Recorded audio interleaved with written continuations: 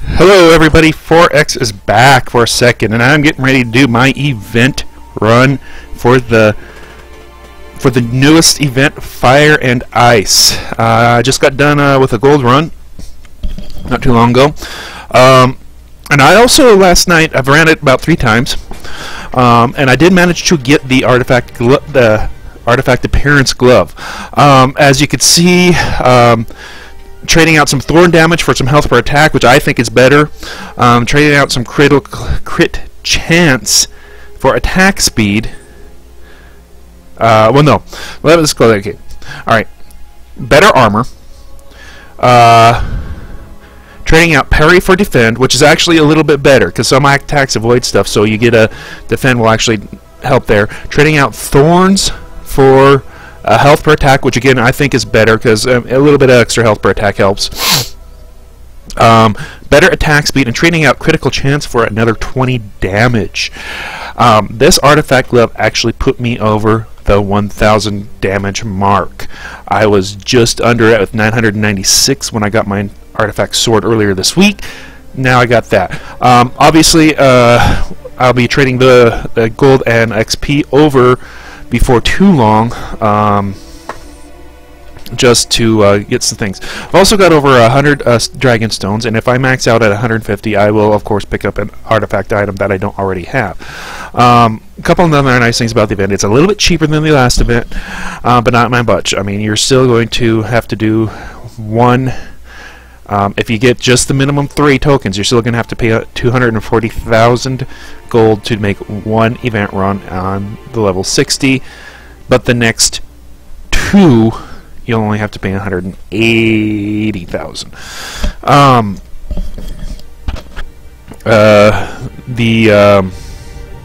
So it's a trade-off. Not stuff, as well as, like they've shown in the last few weeks, you also have a chance at an elite lockbox, which gives you an elite version of the various items, which is obviously also significant better. And in this case, every stat that I just talked to you about is increased even more so. Of course, as always with the artifact items, the hardest one to get is the weapon.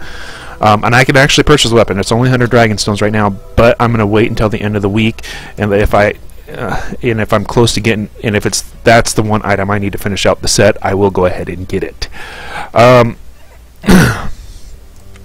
So anyhow, as you can see, I'm almost fully redded out. One more artifact weapon, and this is going to be the hard one. My guild, it doesn't push for top 10.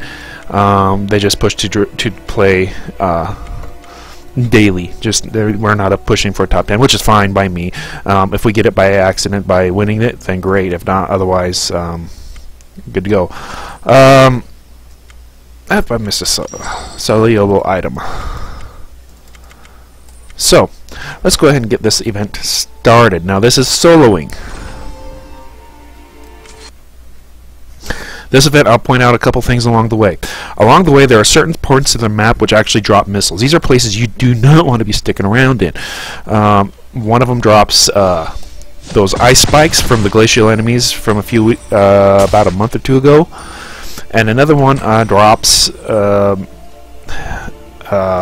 fire bombs, which leave fire pools underneath you, like some of the enemies do from the infernal enemies. This map is also a mix of infernal and fire enemies. Obviously, right at the beginning, you're relatively safe. There's also a couple things I'll point out as we go through. Just pay attention to that. But my protector, and yes, it is runnable without. I should have brought the items, but it's runnable without them. All right, so here we go.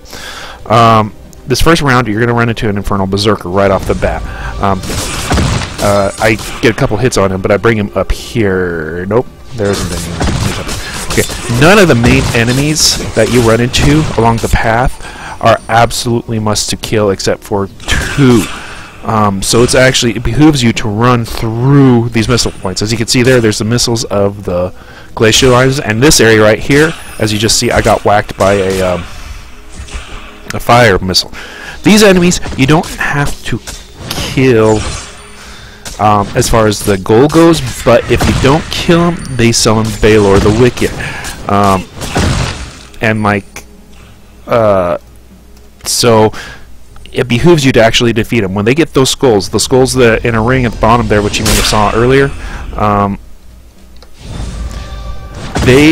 that is basically a timer countdown, and if that fills up, Balor comes. You find that in you total of 3 spots in the entire map. One at the very end, and one along the way along the bridge. You may recognize this map from it's a normal run map. I believe it's Brightwall Keep. Okay, and now here you go. You're going to run into another round of these glacial spikes again. Be very careful. Just like before, they're actually pretty dangerous. You run through the area, you slow. This is one of the enemies you have to kill here. So, might as well take him out. If you got your angelic form, use it. If you're an archer or wizard, I don't know if you can actually run and pull them to back a ways. Oh, this is going to be a pain in the sweet patootie. I didn't get hit by anything, and I died.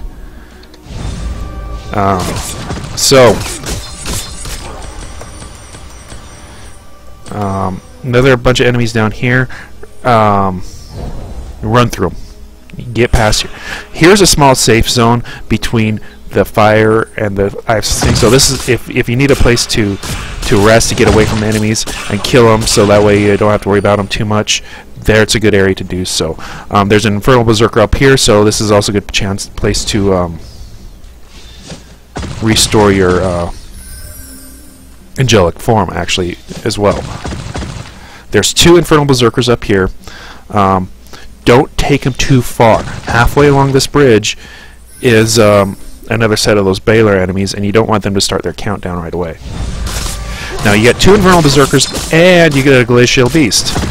A set of enemies. Oh, and almost every round of major enemies, you run into suicide bombers. Oh man, they about whacked me hard.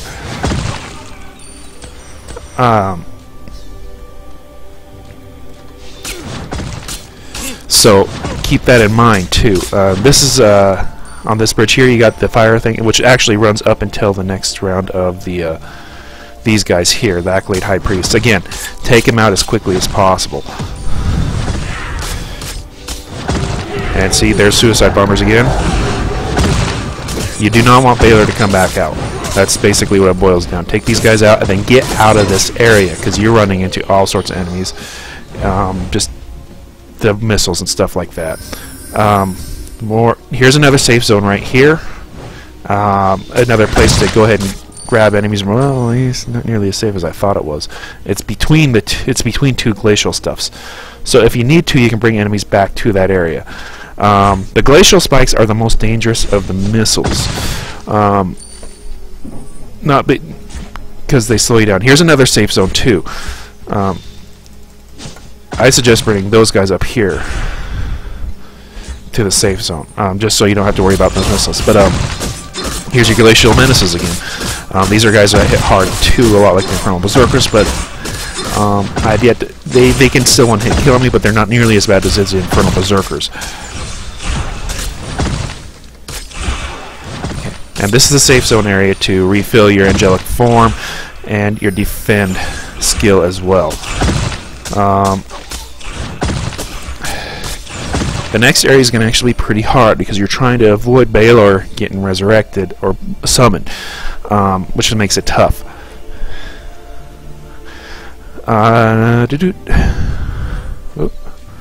Okay. So as you can see, those drops those fire pools that go on. Okay, now in here, use your angelic form and get rid of these Accolade High Priests. You see those things? But you also got one of those glacial beasts there. So the nice thing is you're constantly moving around. If you can kill these guys pretty quick, just stay out of the area of effective attacks, go around, and get out of there.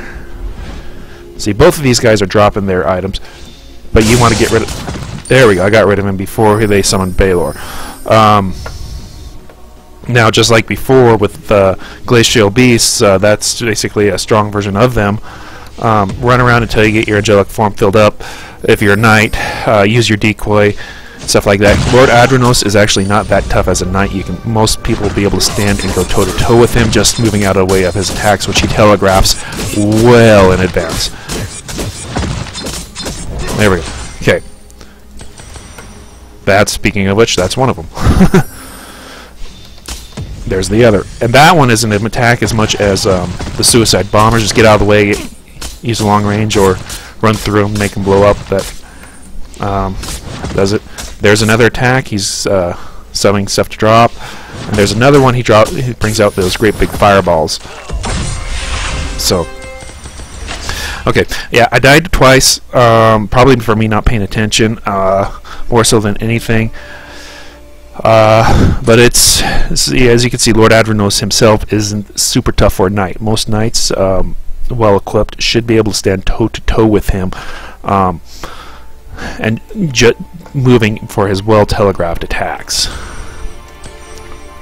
He actually stops attacking and swings his arms up in the air for each one of his attacks that are telegraphed. All right, well, we did that. Let's see what we get. Ooh.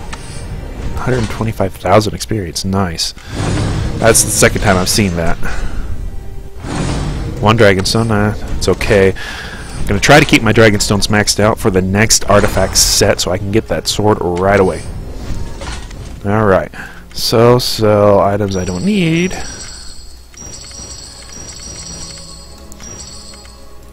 Anyhow, I'll just go ahead and end this broadcast real quick. This is the event, so you can see what's going on. You can tell it's not too hard. Knights might have an easier time of this than wizards or archers, because wizards and archers has got to move around to avoid enemies and may run directly into those missiles. But if you remember where those safe zones are, you can more than likely pull most of the enemies to a safe zone to keep yourself well out of the way. Just remember, when you get those rings of summoners that try to summon Balor, get rid of them first so Balor doesn't come, because there's a potential of having him 3 times this event, and he's not an enemy that you have to kill, but he is an enemy that is tough in the process. The Necromancer and the 2 enemies at the end are the only 2 that have to be killed to beat this level, and it's very possible you can run straight all the way through the end. But do you really want Balor to help you? And plus, these enemies are tough. You don't want them all ganging up on you at once. So, anyhow, if you like what you see, this is a 4X. You can subscribe to my YouTube channel, twitch.tv, and Twitter account. I am at FOURX11GD. That's 4X11GD. Thanks for watching, and I appreciate it.